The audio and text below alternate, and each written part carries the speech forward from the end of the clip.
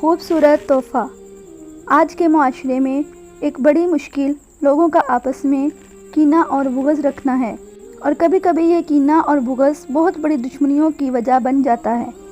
کینے اور بغض کو دور کرنے کا سب سے اچھا علاج ایک دوسرے کو ہدیہ یعنی تحفہ دینا ہے۔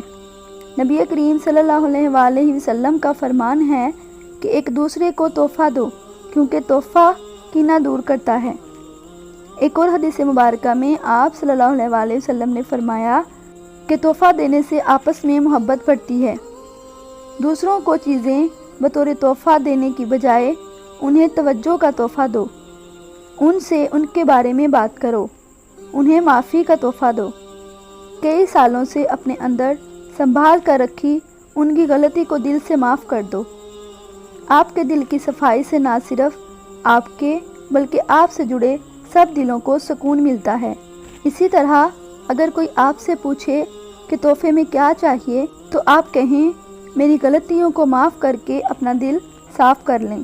یقین جانیں اس سے بہتر تحفہ آپ کے لیے بھی کوئی نہیں ہوگا۔